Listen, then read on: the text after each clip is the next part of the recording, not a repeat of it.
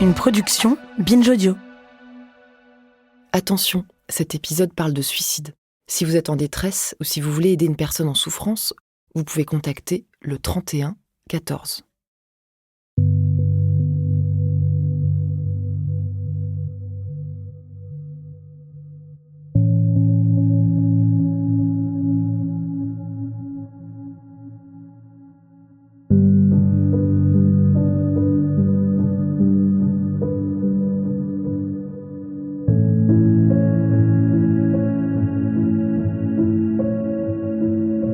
Bonjour, je m'appelle Ghislaine, je suis aide-soignante depuis 16 ans. Et moi, ça me tenait à cœur de faire ce projet de massage pour le bien-être du personnel.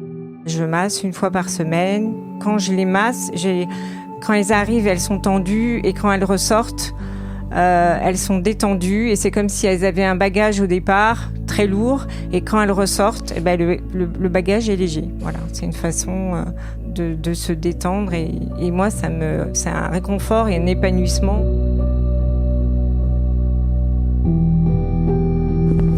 Bonjour Laurence, comment ça va ? Ça va. Prête pour le massage ? Je suis prête pour le massage. Alors, mais tu peux monter sur la table. Alors, tu vas t'installer. Je vais te donner un paréo, comme ça tu vas pouvoir te déshabiller. Et je peux me mettre sur le ventre ? Oui, il n'y a pas de C'est souci. ce que je préfère. Merci. Il n'y a pas de problème. Alors, tu as choisi la table, hein ? Ok, très bien. Est-ce que tu as des douleurs aujourd'hui ? J'ai un peu mal à l'épaule gauche surtout. D'accord, ok. J'insisterai un petit peu dessus. Ok, merci. Là, je vais me laver les mains. Et on va commencer. Merci. Je commence ma relaxation. Je commence ma relaxation, je ferme les yeux. Très bien. Et la détente commence.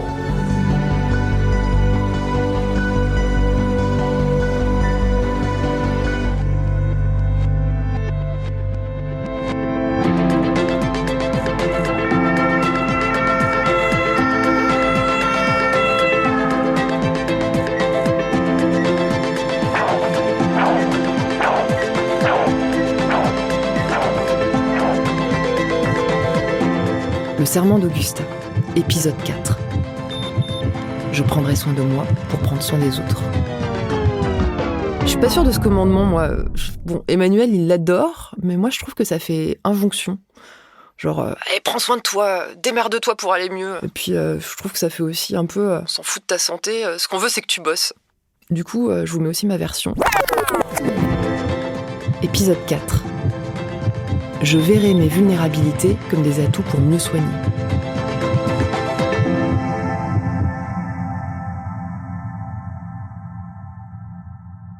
En 2020, j'ai fait un burn-out.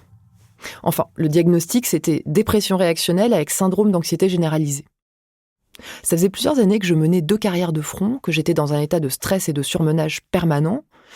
Et un beau matin, je me suis effondrée.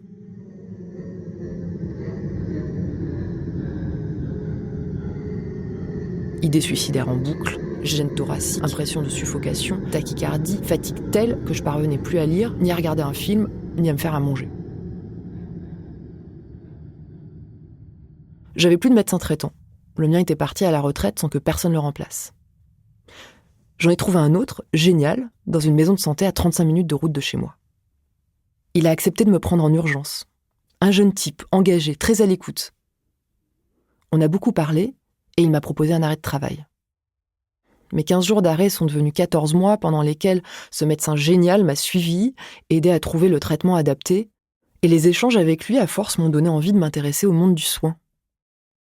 Et puis, j'ai découvert que les soignants-soignantes étaient très très nombreux et nombreuses à être en souffrance, que les étudiants-étudiantes en santé étaient particulièrement touchés. Et puis, mon médecin génial s'est suicidé. Il avait 34 ans. Malheureusement, comme les soignants-soignantes connaissent bien le corps humain et la toxicologie, leur souffrance mentale conduit à un nombre élevé de suicides aboutis. Un suicide est un drame complexe et multifactoriel. Mais chez les soignants-soignantes, le passage à l'acte est très fréquemment associé à la nature de leur travail, qui inclut un lien étroit à la souffrance de l'autre et à leurs conditions de travail difficiles. Exercer un métier de la santé, ou bien étudier dans la santé, peut précipiter, voire provoquer la survenue de souffrances psychiques. Ces suicides chez les soignants-soignantes ne sont pas un fait nouveau. En 1903 déjà, un éditorial paru dans le Journal of the American Medical Association alertait. 519 médecins se sont auto-assassinés en 12 ans et demi, un taux qui dépasse de loin le taux moyen des suicides dans la population générale. 120 ans plus tard, le suicide des soignants-soignantes est toujours un problème de santé publique important. En France, 3 professionnels de la santé se suicident tous les 2 jours. Et une dizaine d'internes se donnent la mort tous les ans. Je suis étudiante en médecine, en 5e année. J'ai vraiment plus de la moitié de mes amis qui sont sous antidépresseurs, qui ont des problèmes d'anxiété, de dépression, qui sont suivis psychologiquement ou psychiatriquement. Et la plupart dus aux études de médecine ou déclenchés par les études de médecine. Les difficultés psychologiques, elles commencent très tôt. Elles commencent en première année. N'importe quel médecin qui a fini il y a 30 ans, il y a 50 ans, il se rappellera toujours de sa première année, qui est une violence bien définie. J'ai entendu une phrase de la bouche d'un interne en anesthésie réa, 9e semestre, qui m'a rendu profondément triste, qui disait que si demain je meurs, j'aurais raté ma vie. En fait, j'ai tout raté. J'ai qu'une hâte, c'est que de passer ma thèse pour enfin commencer à vivre. Je me suis dit, mais c'est long, 10 ans. Ne pas vivre 10 ans, c'est quand même long. Comment en arrive-t-on à cette détresse ? Par essence, le métier de soignant-soignante confronte régulièrement à la souffrance, à la mort. Il ne nous est pas facile de toucher un corps trop chaud, trop froid, trop sec, trop humide, graisseux, un corps trop dur, osseux, ou trop flasque et mou plein d'œdème, un corps sale. Il ne nous est pas plus facile de sentir l'odeur des corps malades, l'odeur fade, acide, âcre, au relent de gâteaux secs humides, au relent d'urine, de matière fécale, de pus, de décomposition, d'alcool et d'acétone. Il ne nous est pas confortable d'entendre le corps des malades, le cliquetis des appareils qui enregistrent ou matérialisent les mouvements de leur cœur, les râles, les pauses respiratoires, le silence.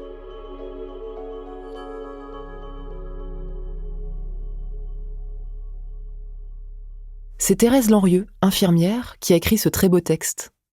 Le contact prolongé avec la souffrance d'autrui est difficile, même pour les soignants-soignantes chevronnés. Il peut émousser, créer un stress, une fatigue compassionnelle. Pour les jeunes étudiants-étudiantes en santé, la première confrontation avec la maladie et le décès peut être traumatisante, surtout si elle n'est ni préparée, ni encadrée. On est en permanence face à des gens qui sont tristes et qui vont mal, mais ce qui fait que on essuie en partie le malheur et la peine des gens. Et donc ça crée des micro-traumatismes répétés face à même si c'est pas des proches, ça reste des deuils de certains de nos patients qui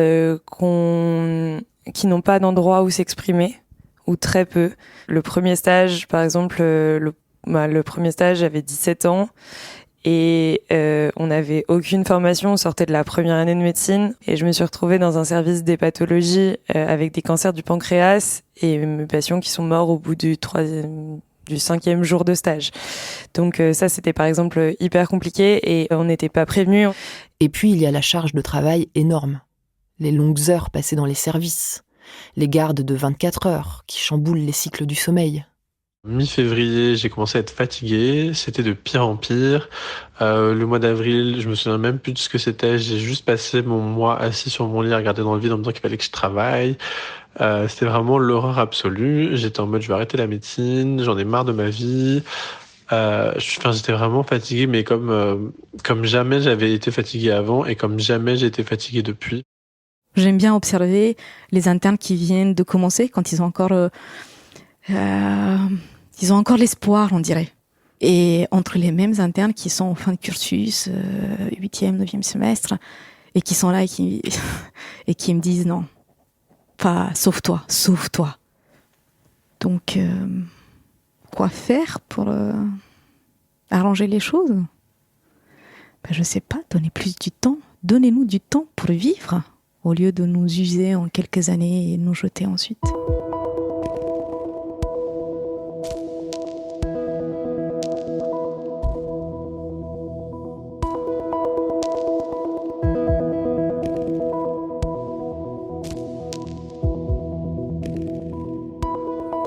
Le milieu hospitalo-universitaire en rajoute une couche en offrant un cadre de travail trop souvent maltraitant pour les femmes, les personnes racisées et notamment les plus jeunes.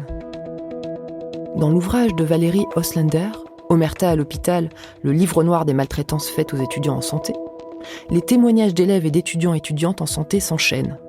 Humiliation, intimidation, abus de pouvoir, abus sexuels.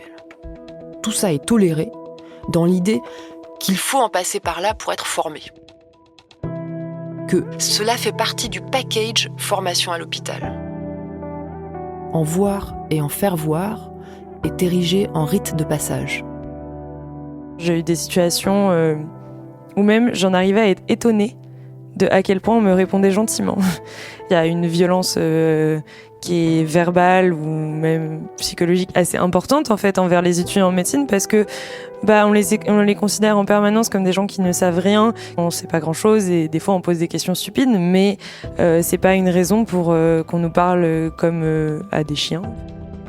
Quand t'es externe, tu te feras marcher dessus, tu te feras pas respecter, tu te feras mal payer et pour certains cas tu te feras harceler et bien sûr il y a absolument aucune répercussion parce que ça fait partie du jeu, t'es externe, tu souffres et c'est comme ça que t'apprends et si tu le vis mal, tant pis pour toi. Il y a un peu cette culture de la part des chefs qui est que d'être étudiant en médecine ça veut dire souffrir, qu'être externe ça veut dire souffrir, eux ils ont souffert avant toi donc toi tu souffriras et si tu le vis mal, si tu développes une dépression, des troubles anxieux ou autres, c'est de ta faute, c'est que t'es pas assez fort, c'est que t'es pas fait pour ces études-là. Et la place manque pour exprimer sa souffrance. La culture médicale a tendance à attendre des soignants-soignantes un détachement émotionnel. On l'apprend dès les études de santé. Il faut dissimuler ses affects. Ça fait partie du curriculum caché. Par exemple, en stage de chirurgie, le seul moment où on peut en sortir du bloc, c'est quand on s'évanouit. Donc c'est quand même montrer qu'on pousse la limite assez loin. La formation des soignants-soignantes vise souvent à les endurcir. Elle les entraîne littéralement à résister à la souffrance liée à leur pratique. Mais cette culture de l'endurcissement a des conséquences. Primo, parce qu'elle peut empêcher de prendre en compte les premiers symptômes de troubles psychiques, les premiers signaux d'alerte, que ce soit chez soi ou chez les collègues. Deuxio, parce qu'elle peut entraîner une forme de dénégation, un sentiment illusoire d'immunité. Finalement, la maladie serait ce qui n'arrive qu'aux autres. Tertio, parce qu'elle va créer une atmosphère propice à la psychophobie, c'est-à-dire la stigmatisation de la souffrance psychique. Schizo, arrête de faire ton autiste, t'es trop bizarre, qu'est-ce que tu fous là ? Dans le monde médical, cette stigmatisation des troubles psychiques existe tout autant qu'en population générale. Il y a un peu cette peur de devenir qu'un patient ou alors qu'il y ait une part de la personne à qui on s'adresse qui se dit qu'on n'est pas fait pour être médecin si nous-mêmes on est malade et c'est assez stigmatisant et c'est quelque chose qu'on peut faire ressentir et que moi j'ai pas mal ressenti en parlant de mes problèmes et qui du coup me bloque complètement pour en parler. J'ai juste peur qu'on me dise t'es trop folle, tu peux pas être médecin en fait, si tu vas pas bien à ce point-là. Avec tout ça, c'est pas vraiment surprenant que la prévalence de la souffrance mentale chez les professionnels de santé soit notablement élevée. En 2019, The Lancet publie un article intitulé « Le burn-out du médecin, une crise globale ». Dans cet article anté-Covid, on apprend que le burn-out chez les médecins a déjà atteint un niveau épidémique mondial. En France, avant la pandémie, un professionnel de santé sur 2 estime être ou avoir été en burn-out. Depuis 2020, la situation n'a cessé de se dégrader. Et ce sont les jeunes professionnels et les étudiants-étudiantes en santé qui sont les plus touchés. 7 étudiants-étudiantes en maïeutique sur 10 présentent des symptômes dépressifs. Plus d'1 étudiant infirmière sur 2 a eu des pensées suicidaires. Plus de 7 futurs médecins sur 10 ont des symptômes anxieux. On peut avoir des symptômes anxieux-dépressifs indépendants d'un burn-out. Mais la dépression et le désespoir représentent aussi la phase la plus avancée du burn-out. À un moment où vraiment j'étais au bout de ma life, genre il y a une semaine, en gros, à un moment, je sais pas, j'ai eu un flash et j'ai compris pourquoi les gens se suicident autant en médecine. Je me suis dit, là je suis à 4-5 ans de ma vie investie dans ce truc. J'ai investi tout et surtout une très grosse partie de mon identité. Enfin, pas mon identité personnelle, mais mon identité sociale est fondée sur ça. Dans ma famille, je suis le mec qui fait médecine. Dans mon entourage, je suis le mec qui fait médecine. À ce moment-là, j'ai vraiment compris, en tout cas, les gens qui se disaient le seul moyen, c'est de mourir parce que sinon, je perds la face devant tout le monde et je me perds moi-même. Et c'est chaud, mais voilà.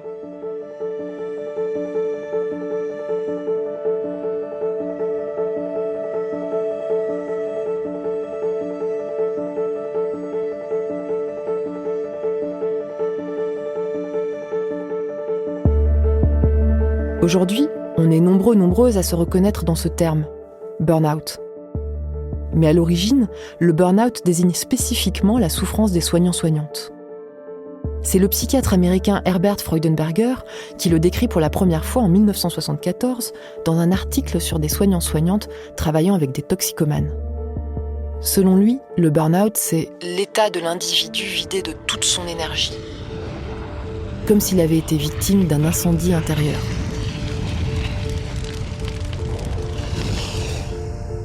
Deux ans après Freudenberger, la psychologue Christina Maslach élargit la définition à toutes les personnes qui travaillent dans les relations d'aide.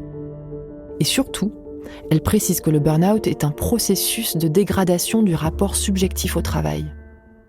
Cette dégradation a lieu dans 3 dimensions.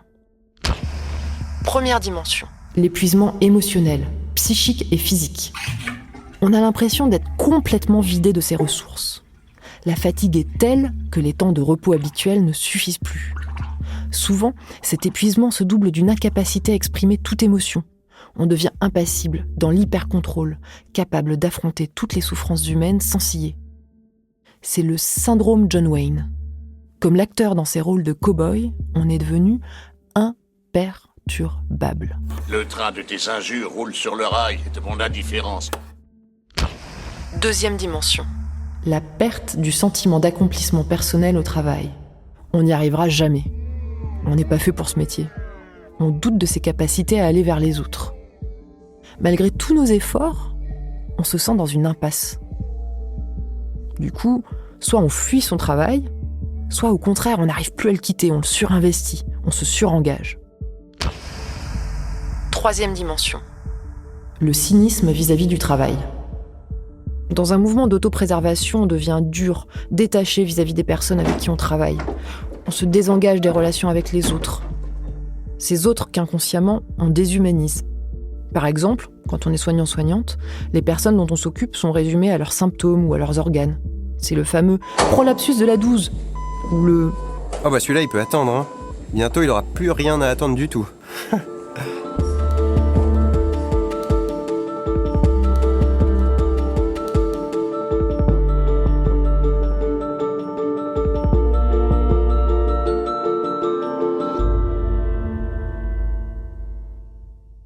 Un concept que je trouve éclairant pour appréhender comment cette déshumanisation s'installe, c'est la souffrance éthique.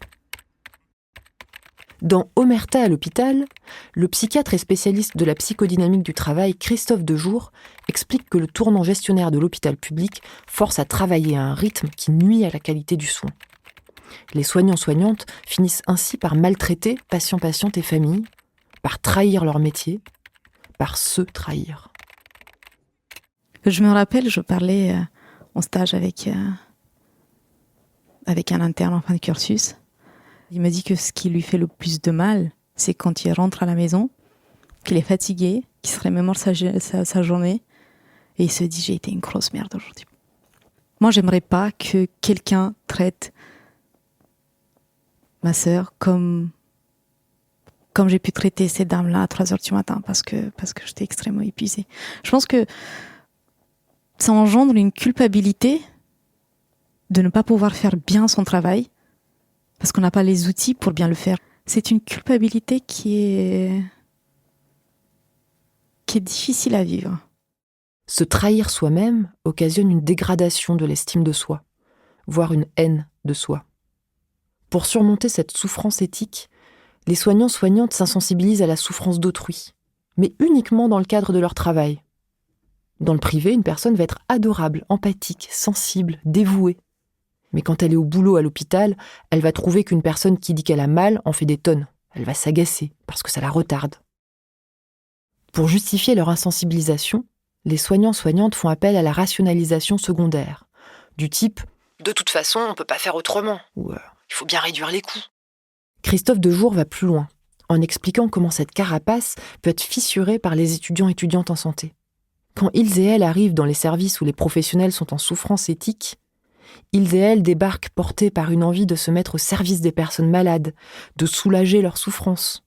Toute cette bonne volonté vient produire un clash terrible avec les stratégies de défense des soignants-soignantes. Leur enthousiasme, leur regard surpris, choqué sur les pratiques routinières du service, réactivent la souffrance éthique de celles et ceux qui ont cédé aux injonctions managériales. C'est un facteur qui fait que les étudiants-étudiantes peuvent être la cible de maltraitance.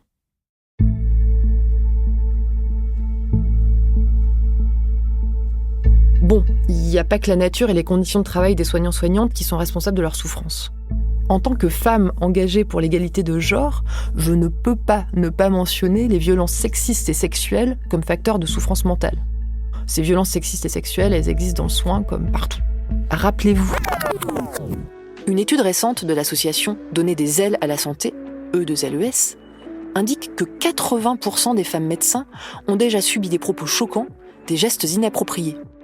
Près de 7 femmes médecins sur 10 ont déjà vécu des paroles, attitudes, commentaires, blagues à connotation sexiste sur leurs compétences professionnelles, leur physique, leur apparence ou leur tenue vestimentaire. Et puis, on peut aussi se lancer dans des études de santé tout en ayant déjà des troubles psychiques. Pour ne citer que les plus courants, on peut être affecté par des troubles bipolaires, par la schizophrénie ou des troubles du comportement alimentaire. On peut souffrir de dépression.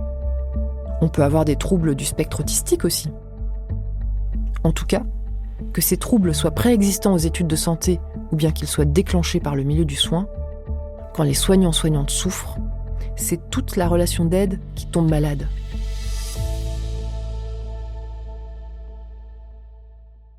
Je suis Adrien Prélot, je suis et médecin généraliste et enseignant-chercheur et mon domaine de recherche est en particulier sur l'empathie chez les étudiants en médecine. Ma définition de l'empathie médicale, il y a quasiment autant de définitions de l'empathie médicale que de chercheurs, mais je rejoins celle du professeur Ojad qui est la compréhension sans jugement des expériences et du vécu émotionnel d'un patient, en étant distinct de ce patient et surtout la capacité à pouvoir faire un retour de cette compréhension au patient. C'est ce que Balint aussi appelait le juste aller-retour, c'est réussir à se mettre à la place du patient, mais également revenir à sa place et recommuniquer ce qu'on a compris, ce qu'on a vu du vécu de ces expériences.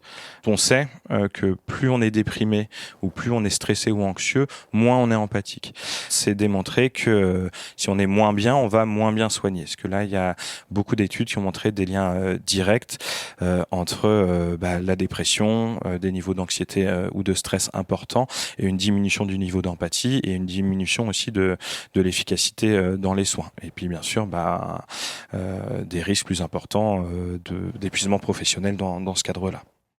Comment on sort du « je travaille beaucoup, je suis épuisé, je perds en empathie, mes relations avec mes patients-patientes sont moins bonnes, je fais plus d'erreurs de prise en soin, j'ai l'impression d'être nul, que je ne pourrai jamais être à la hauteur de mon travail, donc je travaille encore plus, etc., etc. » Bien sûr, il y a des réponses politiques.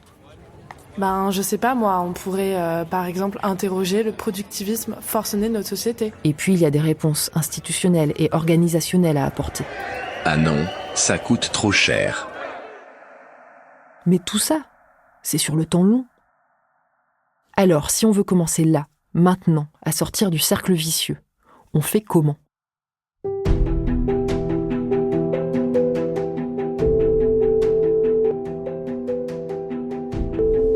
3114, bonsoir.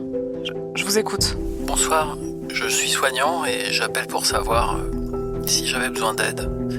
Qu'est-ce que vous pourriez faire pour m'aider ? Alors déjà, vous écoutez. Vous vous sentez comment là ? Sortir du cercle vicieux de la souffrance au travail, c'est commencer par accepter, même si on est soignant-soignante, qu'il faut demander de l'aide. Ça peut paraître basique, mais pas tant que ça. Les médecins en formation consultent rarement pour leurs problèmes de santé. Un tiers d'entre eux n'a pas de médecin généraliste. La plupart n'a aucune idée du rôle des services de santé au travail. La conséquence logique, ils et elles s'automédiquent, une pratique qui peut conduire à la toxicomanie, tout particulièrement en anesthésiologie, en médecine d'urgence et en psychiatrie. Si les soignants-soignantes ont tendance à ne pas avoir recours aux soins, c'est pour plein de raisons. Déjà, parce qu'ils et elles manquent chroniquement de temps. Quand on travaille énormément et des week-ends entiers, c'est pas gagné pour aller voir un de ses pairs à la salle d'attente vraisemblablement surchargée. C'est aussi parce qu'ils et elles ont peur d'être discriminés dans leur carrière. Et puis il y a aussi la culpabilité de laisser son service, de mettre plus de travail encore sur les bras de ses collègues, d'abandonner ses patients-patientes. Et puis, tout simplement, plus de 80% des soignants-soignantes ne savent pas où s'adresser pour obtenir de l'aide. Ça peut paraître fou quand on travaille dans un hôpital, mais quand on ne veut pas que notre situation de santé soit connue,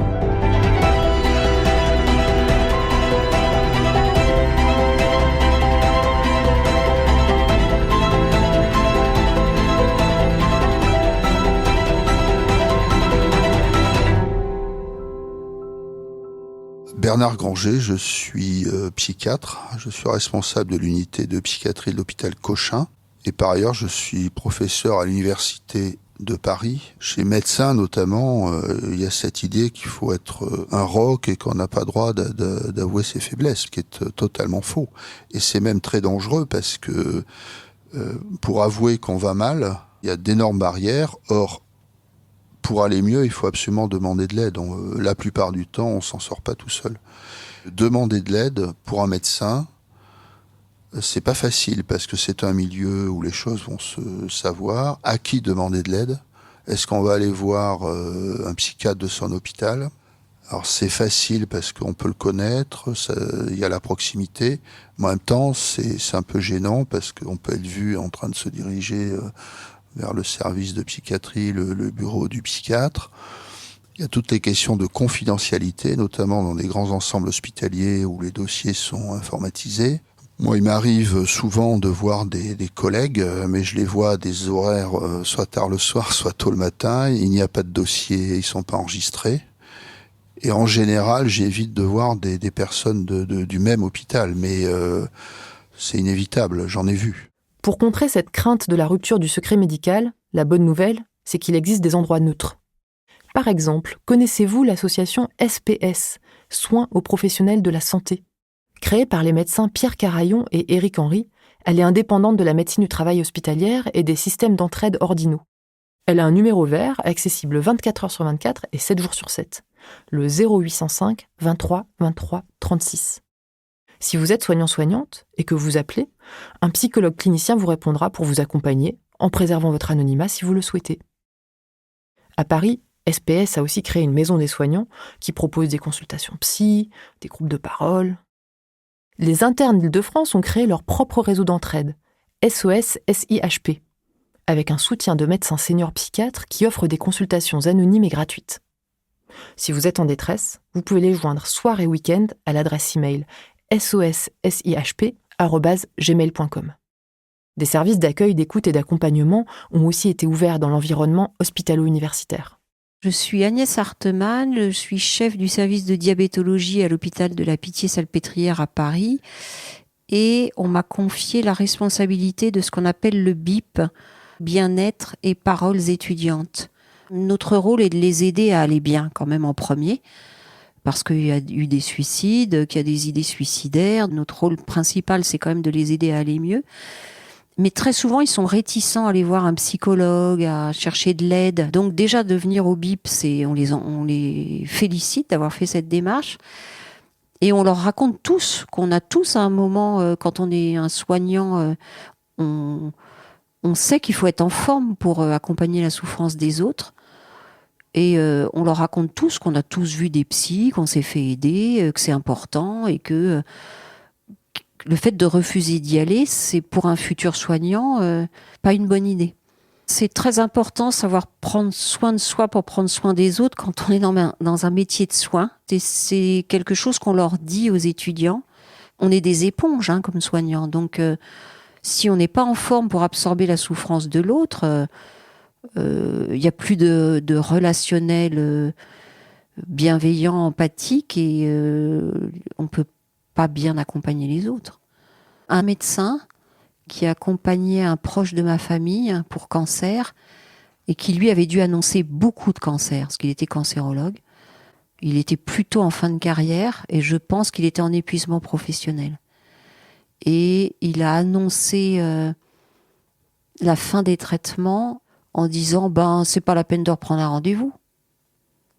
Mais ça, c'est le médecin qui ne se rend pas compte qu'il est en épuisement professionnel et soit il devrait se faire accompagner, être en arrêt ou faire un peu de recherche sur les années qui lui restent, mais plus continuer à soigner les gens.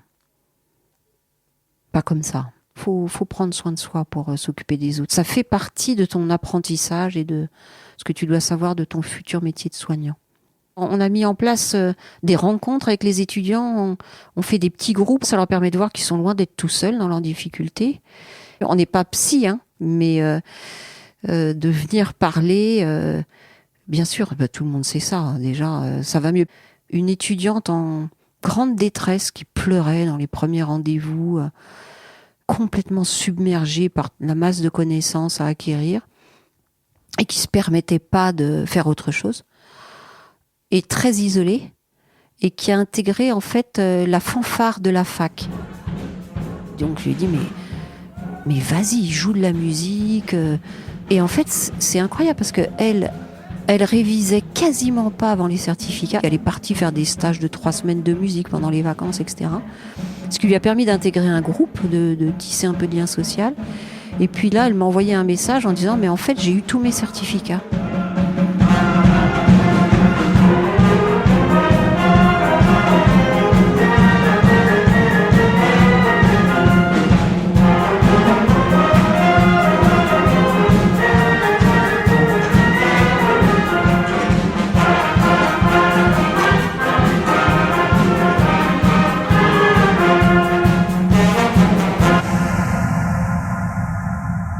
Je vous entends penser d'ici. Ok, la fanfare, le groupe de parole, ça fait du bien, mais quand le trouble est plus sévère, quand la maladie psychique envahit tout l'être, là il se passe quoi ? Je fais comment pour garder foi en mon avenir de soignant-soignante ?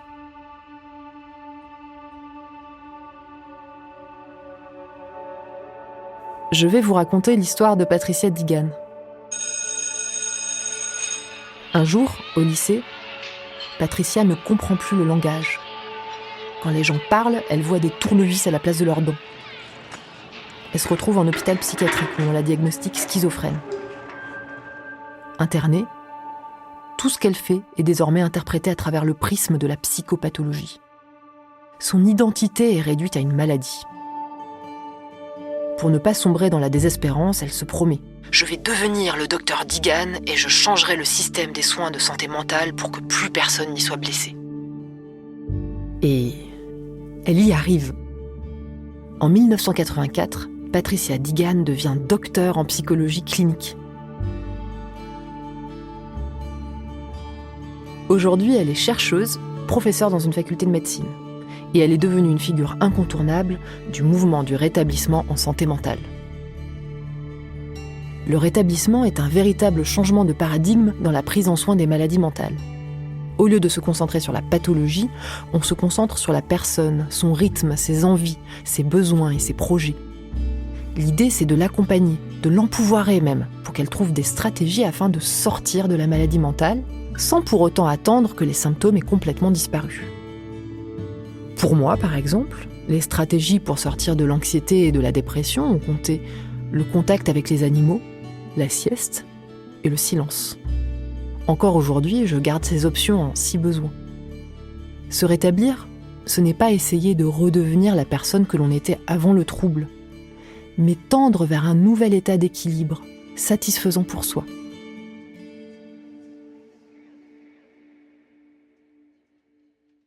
Je ne suis pas la même personne qu'avant la folie.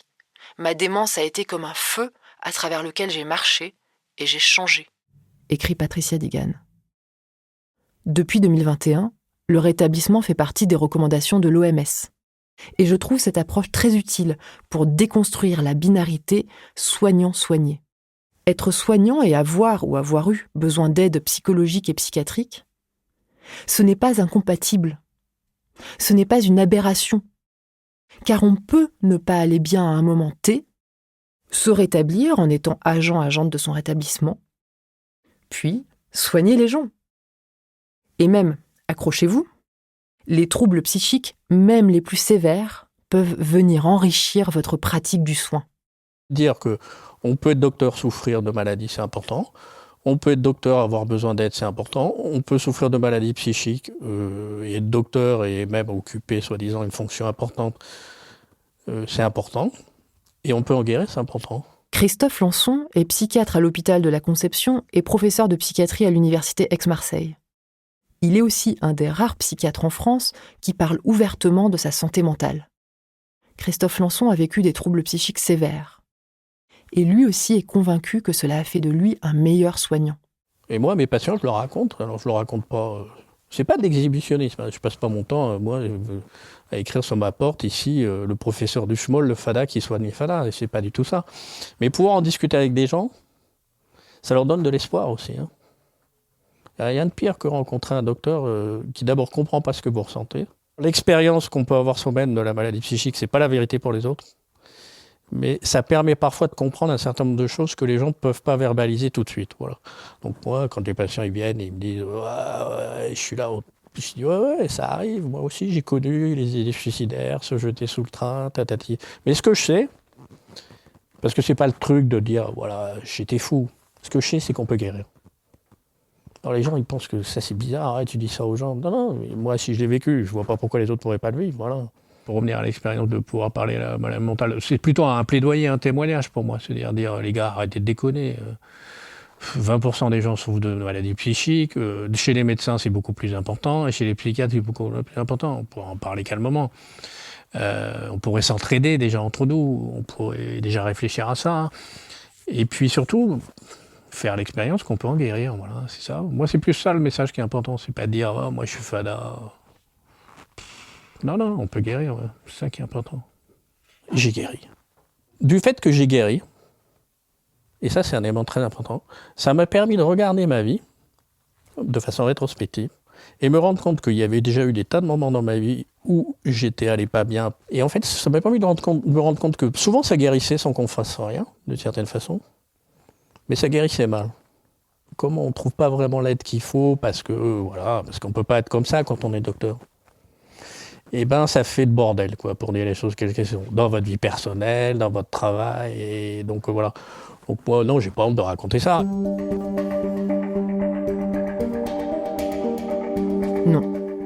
il n'y a pas de honte à assumer sa vulnérabilité. Bien au contraire. Car cette vulnérabilité, nous la partageons tous et toutes.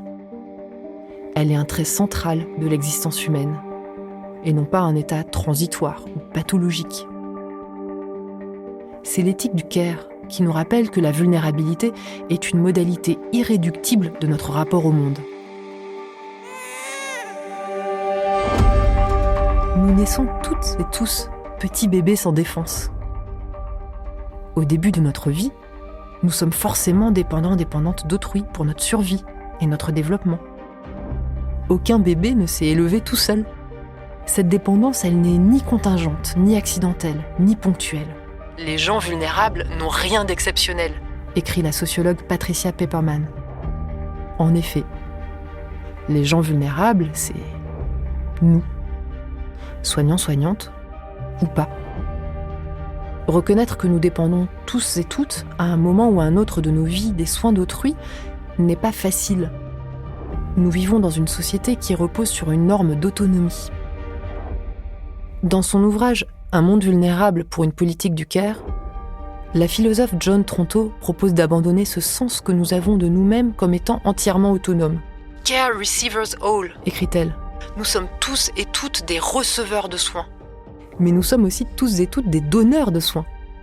Enfants, parents, amis, inconnus dans la rue. Nous nous retrouverons à un moment de notre vie en position de prodiguer à notre tour des soins à quelqu'un. La vulnérabilité et l'autonomie sont ainsi deux versants de la condition humaine. Nous sommes tous et toutes des individus autonomes et vulnérables. Comme l'écrit Paul Ricoeur, notre autonomie est celle d'un être fragile, vulnérable. Regardé avec les lunettes de l'éthique du care, le soin devient une dynamique de réciprocité et fait de nous des êtres en relation constante avec les autres, en interdépendance avec les autres. Alors cette notion d'interrelation nous offre une belle piste pour soulager la souffrance mentale au travail. La perte du temps en commun, du temps d'échange et donc du récit collectif, de la réflexion partagée, a fait partie des éléments qui ont le plus impacté la santé psychique des soignants ces dernières décennies. Contre la souffrance au travail, retrouver du temps ensemble permet de voir se dessiner un chemin de rétablissement. Cette fois non pas individuel, mais collectif. On en parlait déjà dans l'épisode 2. Et puis il y a la Mayo Clinic qui a proposé 9 stratégies pour réduire le burn-out des médecins et améliorer le bien-être au travail. Ces stratégies ont été testées dans leur structure pendant plus d'une décennie, et 3 d'entre elles font la part belle à l'écoute, la reconnaissance, l'échange. Et l'une d'elles invite à cultiver l'esprit de communauté entre les pairs. Et puis il y a le projet Aristote, mené par Google à partir de 2012 et conduit par Julia Rodowski qui était chercheuse à Harvard. L'idée était de comprendre pourquoi certaines équipes étaient plus efficaces. Ce qu'ils ont trouvé au final, c'est que c'était beaucoup moins important d'avoir des stars dans l'équipe que de la gentillesse et du sens. Et ce qu'ils ont trouvé, c'est que les 5 clés d'une équipe qui fonctionne bien, c'était 1. La clarté des structures et des objectifs. 2. L'impact. Croyons-nous que notre travail compte. 3. La codépendance. Est-ce que l'on peut compter les uns sur les autres. 4. Le sens. Travaillons-nous ensemble à quelque chose d'important pour chacun d'entre nous. Et 5. La dernière, celle qui pèse le plus lourd. Offrir la possibilité à chaque membre de l'équipe, même celui en bas de la hiérarchie, de s'exprimer dans des conditions de sécurité psychologique, de prendre le risque de s'exprimer, d'exprimer un point de vue différent sans risque de se faire rabrouer.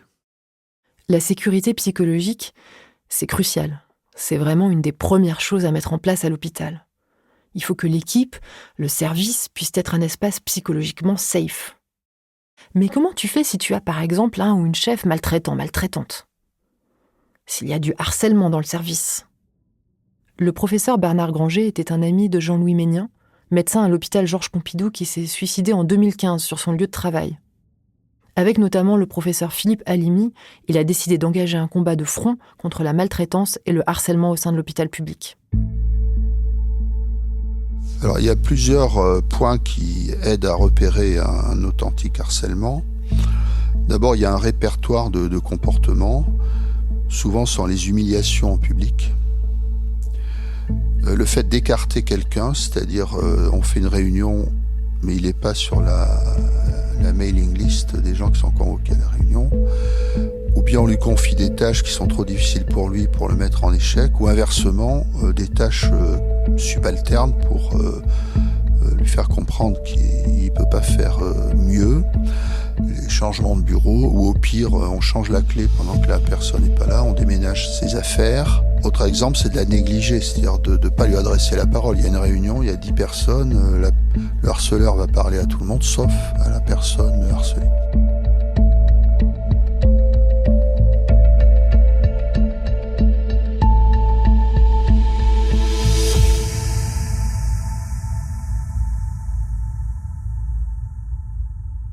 J'en parlais avec une amie et elle m'a donné une idée de solution.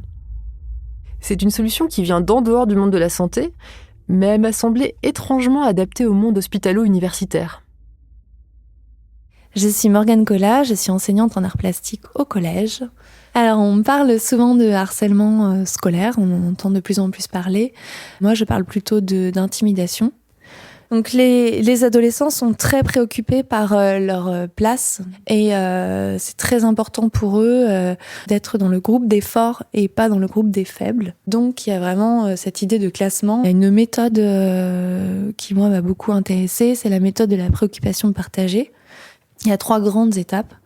La première, c'est évidemment de protéger la cible, de s'entretenir avec elle, d'accueillir ce qu'elle a à dire, de vraiment la réconforter et se montrer très soutenant. Et la deuxième, c'est de recevoir chaque élève, chaque jeune impliqué dans cette histoire d'intimidation, de les recevoir chacun et de partager avec eux l'inquiétude qu'on a envers l'élève cible. Leur dire, on a remarqué que cet élève n'allait pas bien du tout. Alors, on les reçoit individuellement, donc est-ce que tu as remarqué quelque chose et si oui, est-ce que tu as une idée de comment on pourrait l'aider? Et les premiers entretiens sont pas toujours très fertiles. Il y a vraiment une volonté de ne pas blâmer et de ne pas punir, mais vraiment de sortir de la situation d'intimidation ou de harcèlement et d'en sortir le plus vite possible. La 3e étape, c'est le suivi. On revoit la cible des intimidations et les personnes qui l'ont harcelé ou ont été témoins de son harcèlement. Les élèves témoins vont soudain prendre conscience que on peut agir.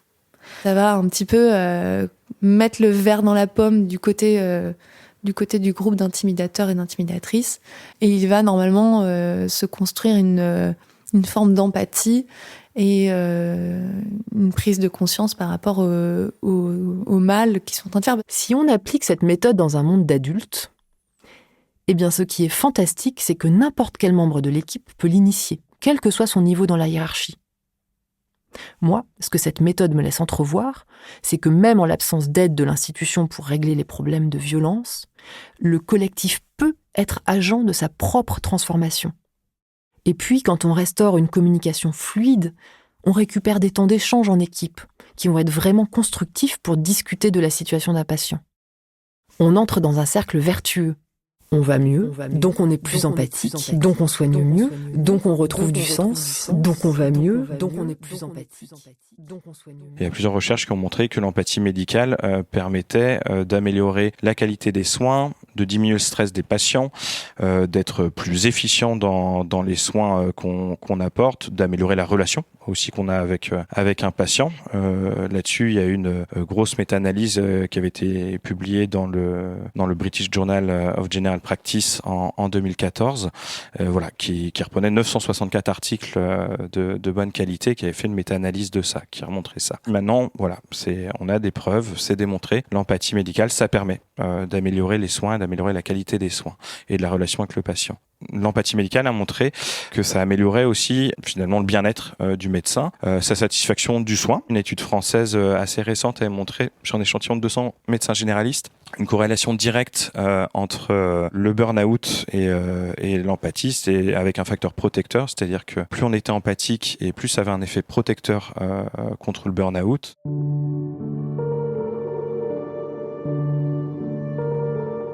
Si on apprend à s'écouter, on apprend aussi à mieux écouter les autres. Et si on apprend à mieux écouter les autres, on apprend aussi à mieux s'écouter soi. Ça vaut pour la relation soignant-soigné, mais aussi pour toute l'équipe. Car si on parvient à créer une ambiance safe, dans laquelle les émotions et la vulnérabilité sont accueillies, si tout le monde se sent encouragé à parler, les échanges interdisciplinaires deviennent riches.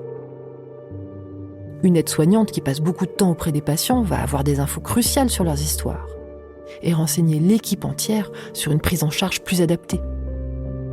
Et en retrouvant ces temps d'échange en équipe, on retrouve aussi un moment pour l'éthique du soin. Un moment où en groupe on peut se poser la question « Que devrions-nous faire pour ce patient dans cette situation et dans ces circonstances ?» J'ai envie de te raconter une jolie histoire de rétablissement. L'histoire de Colleen Farrell, une interne en médecine à New York.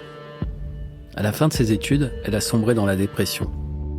Alors elle s'est demandé comment elle était devenue triste et sans espoir alors qu'elle avait commencé ses études pleines d'entrain.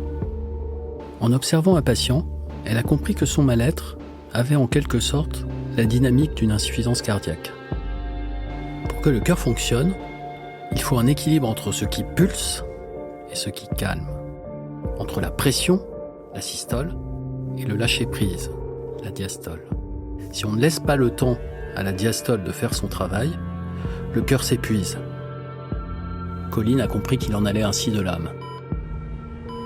En tant qu'étudiante en médecine, elle était en permanence soumise à une forte pression, la systole. Les heures infinies de travail, de révision, la hiérarchie à l'hôpital, l'évaluation permanente, et puis la souffrance des patients, la mort aussi. Pendant un temps, Colline a appris à être forte, à s'endurcir, à ne pas ressentir, à ne pas pleurer. Pourtant un jour, ça n'a plus été possible. Il fallait l'équilibre de la diastole pour que la pression de la systole fonctionne. Ne trouvant plus le souffle suffisant pour s'épanouir et se détendre, Colline est tombée dans une forme d'insuffisance cardiaque de l'âme. Elle ne voyait plus son avenir dans la médecine. Puis elle a compris que si elle voulait que cette diastole fonctionne, c'était à elle de la remettre en marche. La diastole n'est pas un processus passif. Il faut travailler pour que le cœur se détende. Il faut se détendre pour que le cœur pulse. L'énergie doit être dépensée. C'est vital.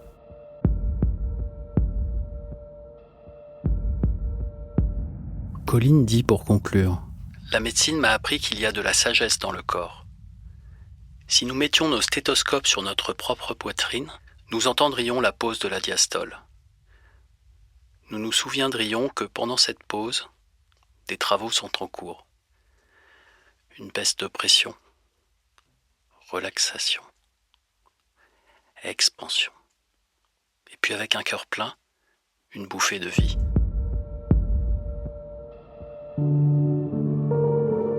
Le Serment d'Augusta est un podcast de Binge Audio, un hors-série Programme B en partenariat avec la Faculté de médecine Sorbonne Université, écrit par Olympe Degé et Emmanuel Flamand-Rose, avec la participation de Rosane Le Saint, réalisé par Elisa Grenet et produit par Anaïs Daïka. En supervision, David Carzon, directeur de la rédaction de Binge Audio. Prochain épisode dans un mois.